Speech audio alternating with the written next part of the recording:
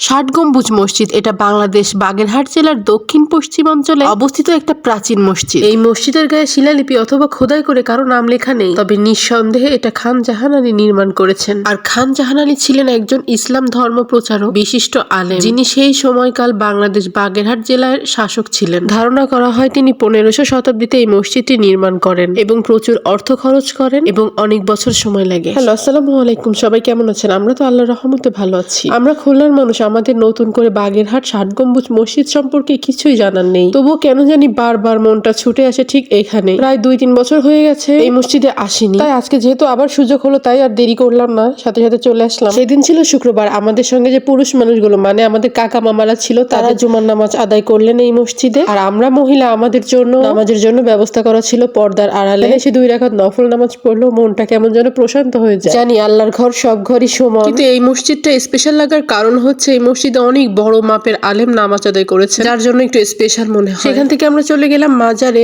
মানে যেখানে খান জাহান আলী শায়িত আছেন, অর্থাৎ তার কবর যেখানে, সেখানে যাওয়ার উদ্দেশ্য আর কোনো কিছু ছিল না। সেখানে যাওয়ার উদ্দেশ্য ছিল একমাত্র ঘুরে দেখা এবং কবরের দোয়া পাঠ করা। সামনে বিশাল বড় দিঘি আছে সেটা দেখা, মানে সেখানে মানত টানত কিছুই ছিল না। কুমিরকে মুরগি খাওয়ানো, দিঘিতে শিং মাছ ছাড়া, এসবে আমি আর কি বিশ্বাসী না। তো যাই হোক, ধর্ম নিয়ে কিছুই বলবো না, আমার মতো অশিক্ষিত বকলম এই ধরনের মানুষের এসব কথা বলা মানায় না। শেষে কি থেকে কি বলে ফেলবো সেটা ভাইরাল হয়ে যাবে। আমি আগেও বলেছি আমি অসম্মানজনক কোনো ভাইরাল হতে চাই না। আমার দেখা বহু খাজা বাবা, পীর বাবা, ভক্ত মানুষ দেখেছি, কিন্তু তাদেরকে আমি যেচে কোনো দিনই জ্ঞান দিতে যাই, কারণ আমি খুব ভালো করেই জানি উলু বনে মুক্ত ছড়ালে সেটা একদম বিফলেই যাবে, কোনো লাভ নেই। কিছুই না বলে চুপচাপ মিটমিট করে হেসেছি, আর মনে মনে ভেবেছি আল্লাহ ছাড়া আর কোনো সত্য মাবুদ নেই, আর আমাদের নবী হযরত মুহাম্মদ সাল্লাল্লাহু আলাইহি ওয়াসাল্লাম আল্লাহর প্রেরিত রাসূল। এটাই হচ্ছে খান জাহান আলীর কবর, অর্থাৎ এখানে তিনি শায়িত আছেন। আমরা কবরের দোয়া পড়লাম। তার কবরের একেবারে সামনেই বিশাল বড় দিঘি, যে দিঘিতে কুমির ছিল, কালা পাহাড়, ধলা পাহাড়, তারা সবাই মরে গেছে। তাদেরকে খাওয়ানোর জন্য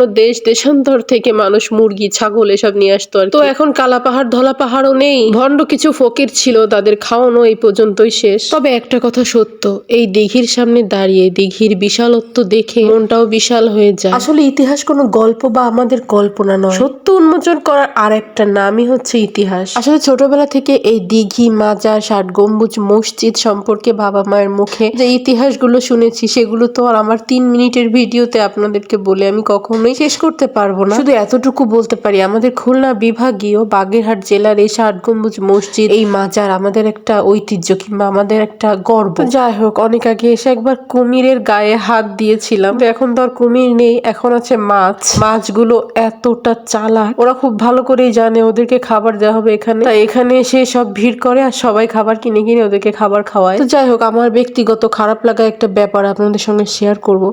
সেটা হচ্ছে বিদেশি পর্যটকের জন্য 500 টাকা, আর বাদ বাকি আমরা যারা দেশের মানুষ আমাদের জন্য 20 টাকা 30 টাকা। এটা কেন? বিদেশি পর্যটক মানেই তো আমাদের দেশের মেহমান, তাই না? তাদের তো পুরো ফ্রিতে টিকিট দেওয়া উচিত। আমার সঙ্গে একমত কিনা অবশ্যই কিন্তু জানাবেন। আমি বাংলাদেশের কিছু ব্লগারের ভিডিওতে দেখেছি যারা বিদেশে গিয়েছে, এমনকি নাস্তা খেয়েছে, সেই বিলটা পর্যন্ত নেয়নি, মানে অতিথিয়তা দেখিয়েছেন আর কি তারা। এই ব্যাপারটা খুব ভালো লাগে।